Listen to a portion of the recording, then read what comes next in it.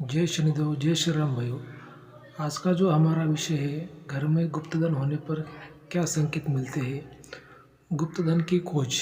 इस विषय पर आज हम चर्चा करने वाले हैं, विश्लेषण करने वाले हैं। अगर आपने चैनल को सब्सक्राइब नहीं किया, सबसे पहले चैनल को सब्सक्राइब करिए, लाइक करिए, शेयर करिए, क्योंकि जो भी मैं आपको जानकारी देता हूँ भाई, वो बिल्कुल सही जानकारी देने की कोशिश करता हूँ। इसी वजह से ऐसी जानकारी आपको कहीं भी सुनने को नहीं मिलेगी। तो मैं आपको बार बार कहता हूँ कि अपने चैनल को सब्सक्राइब करिए, लाइक करिए, शेयर करिए।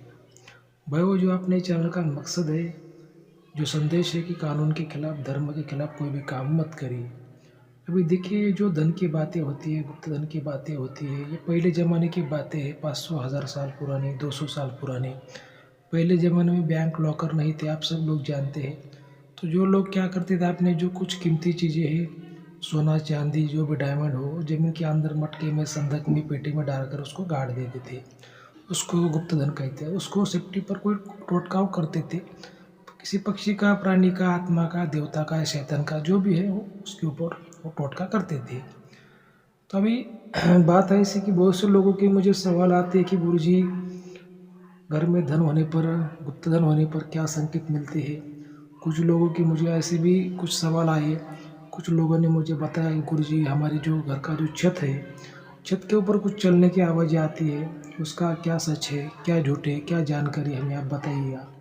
इसी वजह से मैंने इस पर जो आज मैं वीडियो बनाने का मैंने सोचा है, वीडियो को पूरा देखिए तभी आप इस बात को समझ पाओगे। अभी देखिए, पहले ज़माना जो था वो तंत्र मंत्र का ज़माना था, जड़ी बूटी का ज़माना था। अभी का जो ज़माना है ये कानून का राज है, साइंस का कुछ ज़माना है। तो फिर भी लेकिन जो पुरानी बातें हैं भाई, वो भी आज जीवित है। भले ही हम कितने भी परिवर्तन कर ले, हम कितने भी बदल जाए, लेकिन जो कुछ पुरानी बातें हैं वो बदल नहीं सकती, वो आज भी मौजूद है।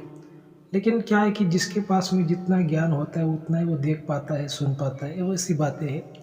जैसे दिन के प्राणी जो निकलते हैं वो बोलते हैं रात नहीं है, जो रात के प्राणी निकलते हैं वो बोलते हैं दिन नहीं है, वैसी बातें हैं। दुनिया में राम है तो रावण है, देवता है तो दैत्य है, दोनों भी शक्तियाँ ब्रह्मांड को चलाती है और ये ब्रह्मांड में मौजूद है। तो तंत्र मंत्र का जो एक हिस्सा है वो सनातन धर्म का एक हिस्सा है।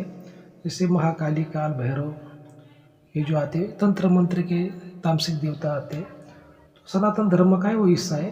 तो सात्विक विद्या अगर है हमारे धर्म में, सनातन में नारायणी विद्या, तो जो तामसिक विद्या है जैसे आघुर विद्या वो भी है। तो जो पहले जो टोटके थे, अभी देखिए क्या हो गया है कि पहले जो गांव थे अभी शहर बन गए, शहर के गांव बन गए, जंगल के गांव बन गए, गांव के जंगल बन गए। तो कभी मान लीजिए किसी ज़मीन के अंदर धन है, उसके ऊपर कोई टोटका है, शक्ति है, और उस पर किसी व्यक्ति ने घर बनाया वो ज़मीन पे, तो वो शक्ति संकेत देती है, वहाँ के जो लोग हैं उनको परेशान करती है। अगर किसी के राशि में है कुंडली, तो उस कुंडली में है तो उसको संकेत देती है, उसको बार बार संदेश देती है। लेकिन जो लोग समझने वाले समझ जाते हैं, नहीं समझने वाले नहीं समझते, अपनी अपनी समझ होती है।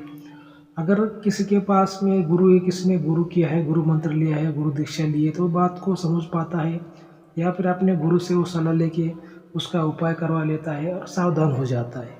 ठीक है। लेकिन अगर किसी ने गुरु नहीं किया है, उसके पास में गुरु का आशीर्वाद नहीं है, गुरु की जानकारी नहीं है, गुरु की सलाह नहीं है, तो ऐसे लोग हैं वो समझ नहीं पाते।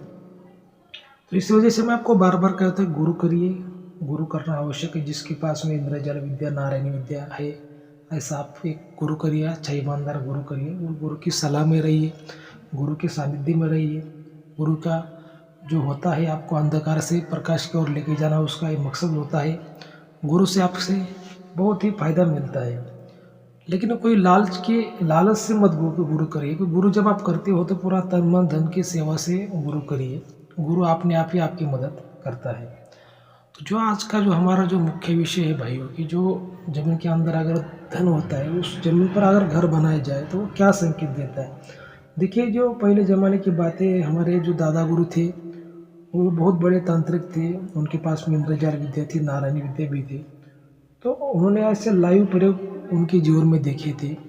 जब जिस किसी घर में धन होता है और जिस किसी ज़मीन के अंदर धन होता है, उसके ऊपर जब घर बनाया जाता है, तो उस घर के अंदर के लोगों को जो शक्तियाँ है वो संकेत तो देती है, सपनों के माध्यम से, रियल में हो, कुछ उनको आवाज़ें आना, कुछ उनको ऐसा आभास होना, कुछ महसूस होना, या फिर उनकी सुख शांति पूरी वो छीन लेती है, पैसों की समस्या, चाहे कारोबार की समस्या, घर में वाद विवाद हो, कोर्ट मैटर हो, जो भी हो ऐसे होती। लेकिन एक सबसे बड़ा जो उसका राज है, तो कुछ बड़ी बड़ी अगर किसी धन पर बड़ी शक्तियाँ हैं, जैसे कोई शैतान की है, आत्मा की है, तो बड़ी बड़ी शक्तियाँ क्या करती है, उस घर का जो छत होता है, वो पहले ज़माने के जो छत थे वो स्टील के थे, अभी वो स्लैब के कंक्रीट का आ गए, सीमेंट कंक्रीट के।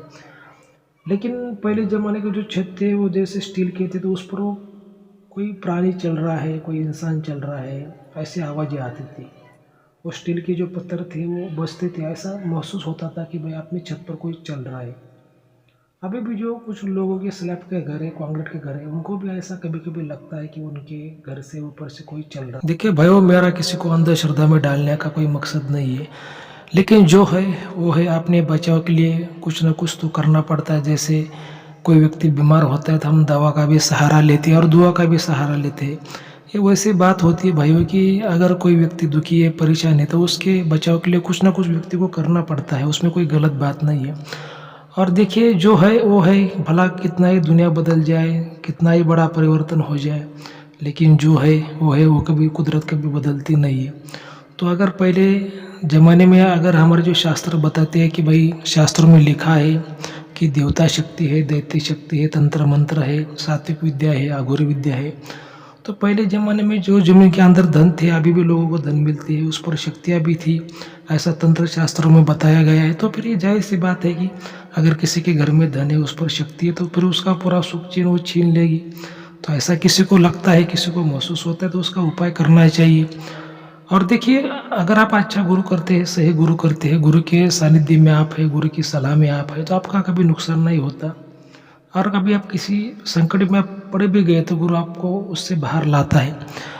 ऐसी बातें होती है भाइयों। लेकिन देखिए, मेरा आपसे ये कहना होता है कि कोई भी आप काम करते हो तो कोई भी लालच में नहीं करना, ठीक है? कभी भी कोई काम लालच में नहीं करता। जब आप लालच में काम करते हैं तो उसका फल जो हमें भगवान देते नहीं, क्योंकि कर्म करना हमारे हाथ में होता है, फल देना भगवान के हाथ में होता है। इस बात को आपको ध्यान में रखना है। और किसी को अगर कोई समस्या, तो जो आपको नंबर स्क्रीन पर दिखाई दे रहा है, उस पर आप हमें कॉल कर सकते हैं, व्हाट्सएप कर सकते हैं। लेकिन जो हमारे चैनल की भाई वो फीस है, वो आपको लागू रहती है, जमा करनी पड़ती है, क्योंकि जो चैनल बनाने में खर्चा आता है, लैपटॉप होता है, कैमरा होता है, और भी कुछ बातें होती है। इसी वजह से चैनल की जो फीस है हमें लेनी पड़ती है। इस बात का आपको ध्यान में रखना है, ठीक है? अगर आपको आज का अपना वीडियो अच्छा लगा तो अपने चैनल को सब्सक्राइब करिए, लाइक करिए, शेयर करिए। जय शनिदेव, जय श्री राम, धन्यवाद।